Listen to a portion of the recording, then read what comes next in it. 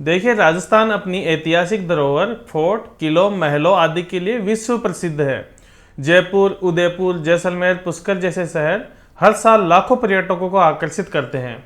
यहाँ राजस्थान अपने ऐतिहासिक धरोहर के साथ साथ धार्मिक स्थलों के लिए भी प्रसिद्ध है, जो भारत ही नहीं बल्कि विदेशी मेहमानों को भी आकर्षित करते हैं। इसी क्रम में होटल टूरिज्म यूनिट का तेजी से राजस्थान में डेवलपमेंट हुआ है, जो कि लाखों युवाओं को रोजगार प्रदान करती है। राजस्थान भारत का ऐसा पहला राज्य बना जिसने 23 अगस्त 2023 को होटल एंड टूरिज्म यूनिट को औद्योगिक इकाई का दर्जा प्रदान किया, और होटल एंड टूरिज्म यूनिट भी इंडस्ट्रियल यूनिट की तरह समान बेनिफिट प्राप्त कर सकती है। तो नमस्कार दोस्तों, मैं सुभाष कुमार। आज हम बात करने वाले हैं राजस्थान टूरिज्म पॉलिसी 2025 के बारे में। राजस्थान सरकार द्वारा राजस्थान में टूरिज्म को बढ़ावा देने के लिए समय समय पर टूरिज्म यूनिट पॉलिसी लेकर आती है। इस दिशा में राजस्थान सरकार द्वारा 10 दिसंबर 2025 को नई टूरिज्म पॉलिसी लेकर आई है। इससे पहले टूरिज्म यूनिट पॉलिसी 2024 प्रभावी थी। तो आज हम इस वीडियो में जानेंगे राजस्थान टूरिज्म पॉलिसी 2025 आपके लिए क्या क्या बेनिफिट लेकर आई है। दूसरा, कौन कौन सी यूनिट है इस पॉलिसी में बेनिफिट ले सकती है। तीसरा, इस पॉलिसी में बेनिफिट लेने के लिए क्या प्रक्रिया रहेगी। तो देखिए, ये एक डिटेल वीडियो होने वाला है, बट इसको कंप्लीट देखने के बाद मेरे ख्याल से आपके सारे डाउट्स क्लियर हो जाएंगे। तो यदि आप या फिर आपका कोई मिलने वाला नई कोई होटल, मोटल, रिजॉर्ट आदि की कोई यूनिट लगाने जा रहा है, तो वह इस स्कीम के अंडर लाखों रुपए की बचत करवा सकता है और करोड़ों रुपए की सब्सिडी प्राप्त कर सकता है। तो सबसे पहले हम बात करेंगे टूरिज्म पॉलिसी 2025 के अंतर्गत कौन कौन सी यूनिट बेनिफिट ले सकती है। तो मैं यहाँ पर टूरिज्म यूनिट की डेफिनेशंस की बात करने जा रहा हूँ, लेकिन मैं इंपॉर्टेंट यूनिट्स की डिटेल में बात करूंगा क्योंकि वीडियो काफ़ी लंबा हो जाएगा। तो आप डिटेल में जानकारी चाहते हैं तो आप हमारी वेबसाइट www.legalman.in पे विजिट कर सकते हैं।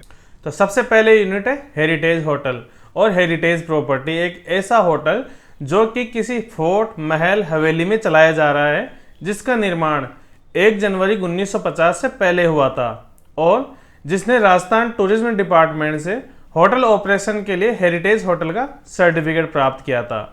हेरिटेज होटल एंड प्रॉपर्टीज के संबंध में हमारे पास कई बार क्वेरी आती है, तो मुझे लगता है कि इस संबंध में एक अलग से शॉर्ट वीडियो बनाया जाएगा। तो आप हमें फॉलो और सब्सक्राइब जरूर करें, इसके संबंध में वीडियो लेकर आऊँगा। नेक्स्ट है रिजॉर्ट।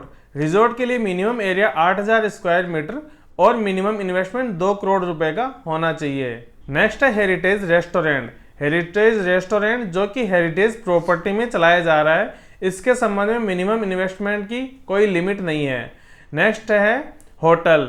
होटल से तात्पर्य मिनिमम 10 रूम और minimum land area 500 square metre का और मिनिमम इन्वेस्टमेंट 2 करोड़ रुपए का होना चाहिए। पांचवा है restaurant and cafeteria. Restaurant and cafeteria में इन्वेस्टमेंट 1 करोड़ रुपए का और मिनिमम सिटिंग कैपेसिटी 40% की होनी चाहिए। नेक्स्ट है एम्यूजमेंट पार्क, जिसमें minimum land area 10,000 square metre होना चाहिए और मिनिमम इन्वेस्टमेंट साइज 5 करोड़ रुपए का होना चाहिए। नेक्स्ट है कैंपिंग साइट, जिसमें minimum land area 8,000 square metre का होना चाहिए और कम से कम 10 furnish tent minimum investment of 2 crore रुपए के साथ होने चाहिए।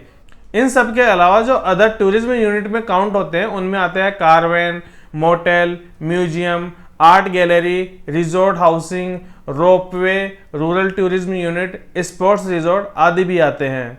तो हमने बात की उन यूनिट्स के बारे में जो कि इस पॉलिसी का लाभ प्राप्त कर सकती है, और अब हम जानेंगे कि राजस्थान टूरिज्म पॉलिसी में क्या क्या बेनिफिट प्राप्त होंगे। हम टूरिज्म यूनिट को मिलने वाले बेनिफिट को आसानी से समझने के लिए 2 भागों में बांट सकते हैं। पहला, राजस्थान टूरिज्म डिपार्टमेंट के द्वारा दिए जाने वाले बेनिफिट, और दूसरा है राजस्थान इन्वेस्टमेंट प्रमोशन स्कीम 2024 में दिए जाने वाले बेनिफिट। तो हम राजस्थान टूरिज्म डिपार्टमेंट से मिलने वाले लाभों की बात करें तो टूरिज्म यूनिट को टूरिज्म डिपार्टमेंट के पास में अपने न्यू प्रोजेक्ट को अप्रूव करवाना पड़ता है।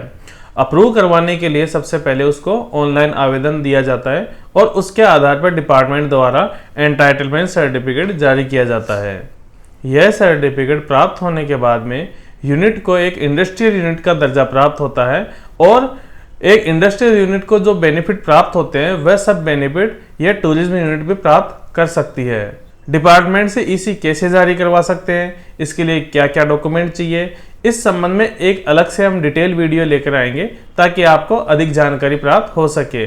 तो फर्स्ट आपको इस एंटाइटलमेंट सर्टिफिकेट के आधार पर जो बेनिफिट दिए जाएंगे उनमें सबसे पहला है कन्वर्जन चार्जेज। कन्वर्जन चार्जेज की छूट आपको ईसी के आधार पर 75% दी जाएगी और 25% आपको रेम्बर्समेंट किया जाएगा। दूसरा जो आपको बेनिफिट मिलेगा वह है आपको डेवलपमेंट चार्जेज और लैंड यूजेज का जो बेनिफिट है वो 100% प्राप्त होगा। तीसरा building plan approval charges unit पर भी इंडस्ट्रियल रेट से लागू होंगे। चौथा टूरिज्म यूनिट को ऑपरेटिंग लाइसेंस एक साथ 10 सालों के लिए प्रदान किया जाएगा और फायर एनओसी भी 3 साल के लिए एक साथ प्रदान की जाएगी।